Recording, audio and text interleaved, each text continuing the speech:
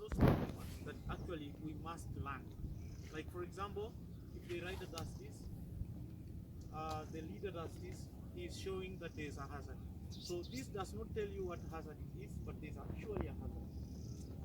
So sometimes they might not be able to do this because they are hands-on.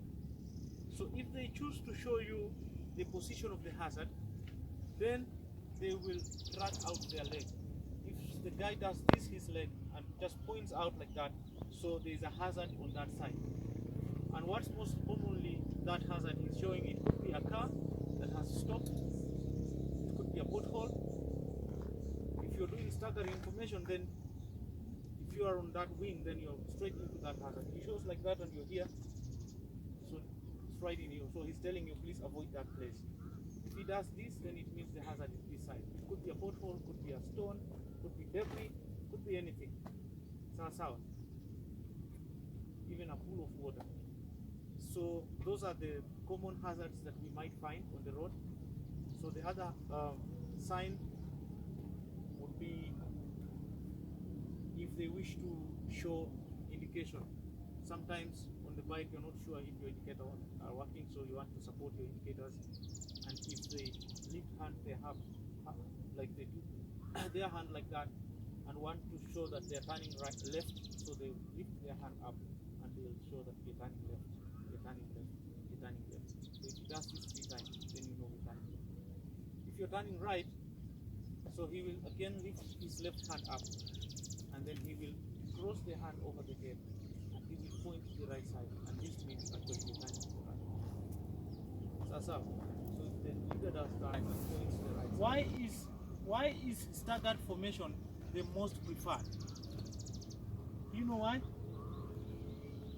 Everyone has a clear line of visibility. You have a clear line of visibility. So this is preferred because it gives a clear line of visibility.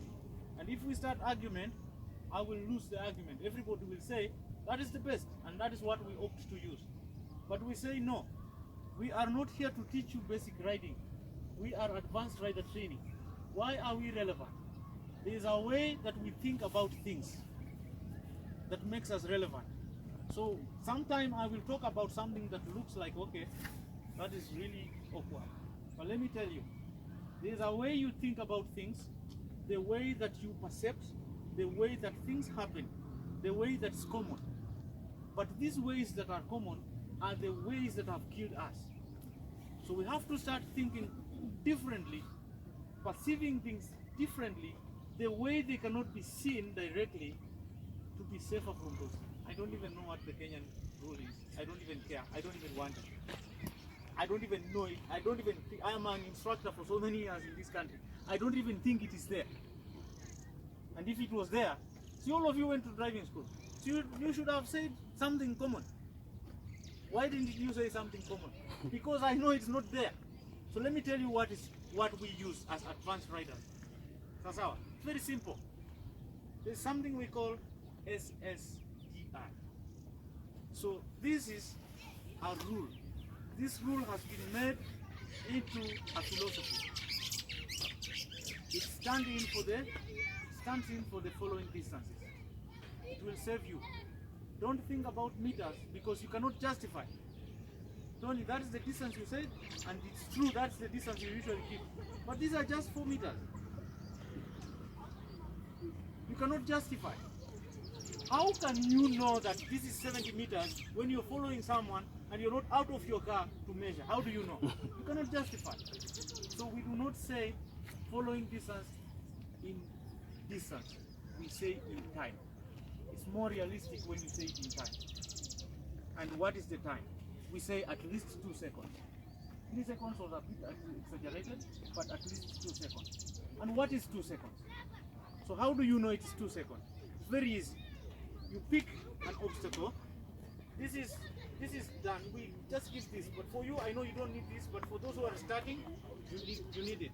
You pick an obstacle like this, and you should say the words that I will say. Say 1001. Can you please say it? Shout it. We call this commentary. You do a commentary. So you say 1001. Say those words. 1001. 1001. Say 1002. 1002. So saying 1001 takes you 1 second to say it. Did you know that? You must commentate because it must take a second. So if you say 1001, 1002, 1001, 1002, if you're already here before you finish 1002, you're too close. Slow down a little bit or increase that following distance and pick another obstacle again. See, this guy is moving and you're also moving. So you should say 1001, 1002. By the time you finish, you are not here yet, but he's very far away, then that is too far. Increase your speed again. Pick another object. Then say 1001, 1002. So those are actually 2 seconds. I took 2 seconds from there to here. If you are riding at 100 kilometers per hour, what would be that distance? In actual distance now. Can we measure quickly? I want to surprise you. What's your name? Kevin. I want you to help me. You must not be a good mathematician. How many minutes do we have in 1 hour?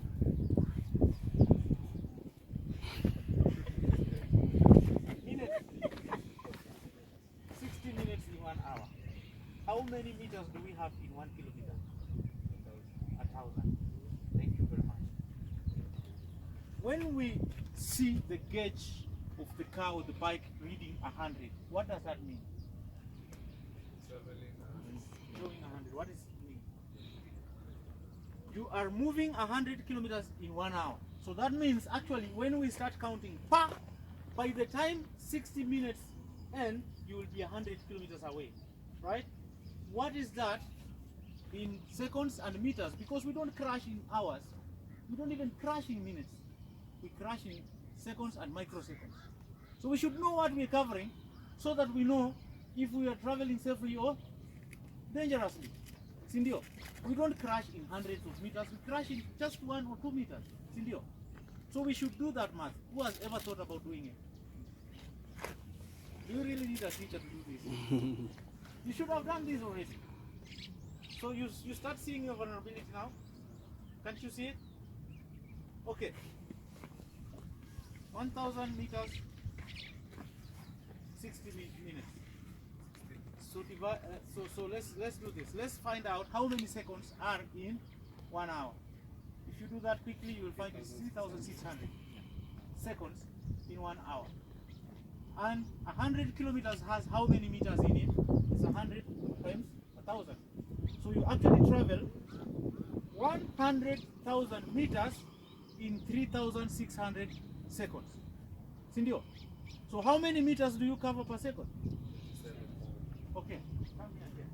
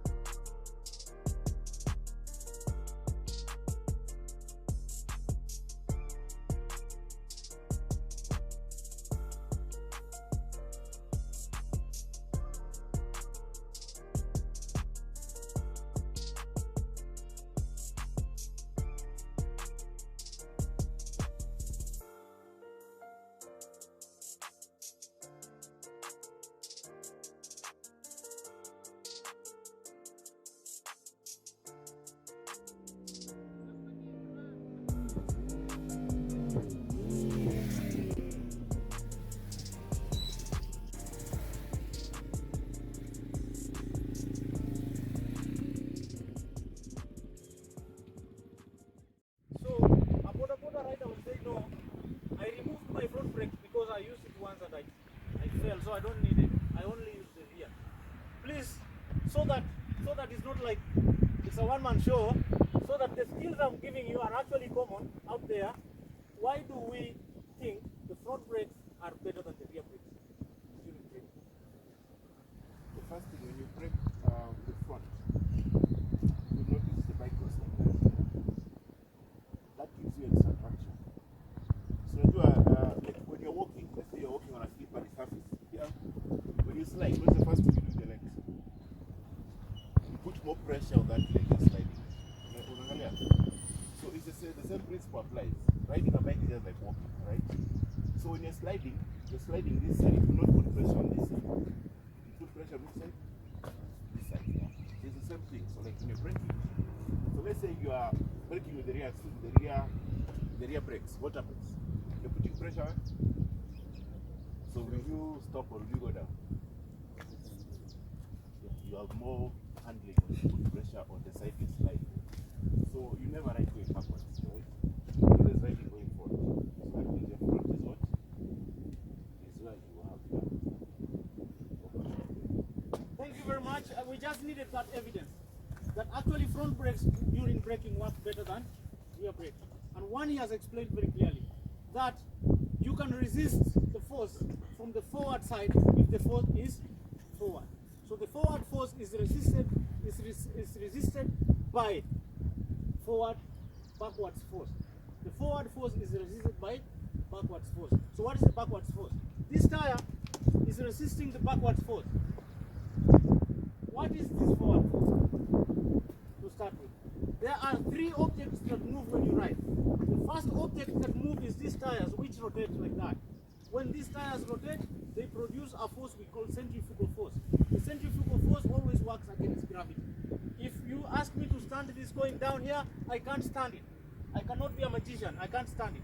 It's too narrow.